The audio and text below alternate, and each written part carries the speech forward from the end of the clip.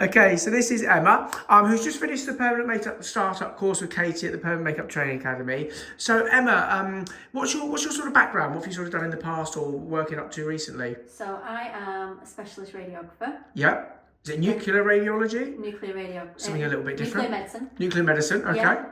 So I've done that for about 5 years now, but I've been a radiographer for nearly, how old am I now? Nearly 15, 20 years. Wow. So same job, 15, 20 years. Yeah. And then you decided, right, in fact, you decided to get into permanent makeup, and obviously without naming names or anything, you actually just, you ended up training somewhere else initially, didn't you? Yes. And how was that? And then obviously, then just a few weeks later, decided to... So I trained somewhere else because I had an idea of what I thought I wanted, and naively, I didn't want that. when I started training in it, I feel like Katy teaches more real world and realistic clients, whereas I think I trained in, and I'm not saying that there's not going to be clients come through that way, Yeah. but I trained in the Instagram brows and the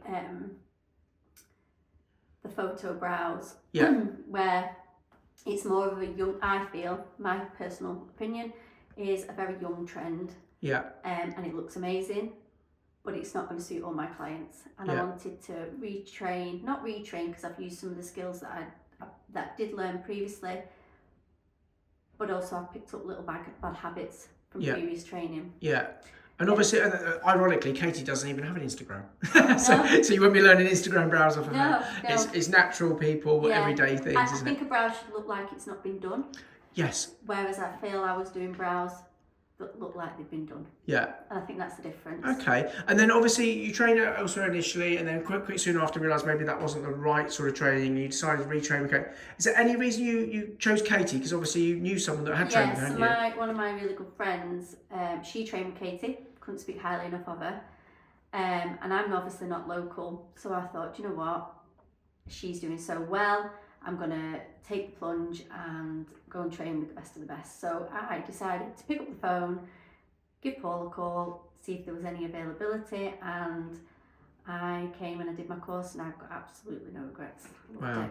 And so how did you actually find working on people, obviously more everyday sort of people, and getting used to obviously the way of Kate's training, I suppose?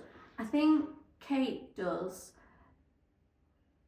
she does it in a way that you make the client feel comfortable, and there's no, I want to say, trauma to that they're comfortable and that it's an enjoyable treatment as much as it can be for permanent makeup. Whereas I feel my previous training was quite brutal because they use different equipment, and I feel like I've been taught a different, better way of doing it for both myself, both time, money, and not in as far as scrimping and scraping on equipment, as in a more productive way. Yeah. And less trauma and uncomfortable. Well, not only that, I suppose. I think every single client that came in pretty much wanted more treatments. You ended up doing extra treatments on everybody. So every client we'd done what they came in for, and either halfway through the treatment or right at the end was like, can you do this? Would you consider doing this now? And we was like, we can't. I think we did fit one in to do something else, but it was a quick, and she'd been before. But yeah, everybody wanted more, and I think that's what you want. You want your client wanting more, and I feel that Katy's trained me to be able to do that. Excellent. Well, that's it, isn't it? It's being nice to the customer, giving them what they want, and whilst managing expectations. Yeah. And leaving them wanting more or booking in for more. And listening to them as well, listening to what they want, rather than just going in with a perception of what you feel that they should have. It's listening to the client and looking at what they want rather than what you want. Yeah. And I feel like my previous training was more what their idea of what the client should have.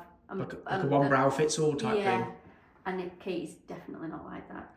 And she teaches you how to work with what the client wants and how to explain why it's a good idea, why it's maybe something that could be improved in their eyes, and it for a procedure that they have in their head, but then she'll tell them how it can be improved or agree with them. She's very much like, I agree with that, but this is how we could make your idea a little bit better. Yeah.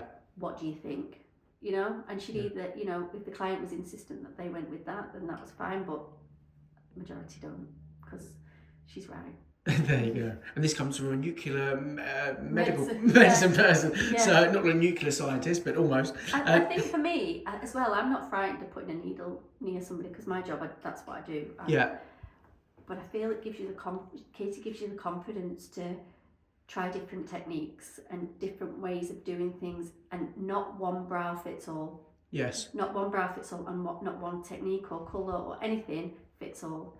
And I've learned that this week, and it's been really good. Excellent, brilliant. And we'll obviously look forward to seeing you coming back very shortly with all your models and case studies, which we're going to be working on very soon. Hopefully. And a new career away from sort of nuclear radiology and into permanent makeup and making people look and feel great all the time. Yeah, just want to make people feel good in themselves. Yeah. I think in my job, I deal with a lot of patients that are having a lot of heartache. So to make somebody walk out of a room feeling good about themselves is good. And in fact, you can actually deal with similar sort of clientele here, but in a different way. Like the patients that we deal with sometimes have got heartache, you know, by cancer and alopecia, but you make them feel so much, and you've seen that. Of course, yeah. And I think just to feel confident in your own skin is everything. Yeah. And if you can help somebody feel confident in their own skin, I feel I've done my job. Excellent. So, and everyone seemed to bounce out the door with a smile on their face. Totally, yeah. Well, yeah, they were very positive. They have the last couple of days, haven't they? And I'm sure your customers will be exactly the same very soon. Brilliant. Well, it's great to have you here, Emma. Thank you. We'll look forward to seeing you again very soon. No problem. Take care. Take care.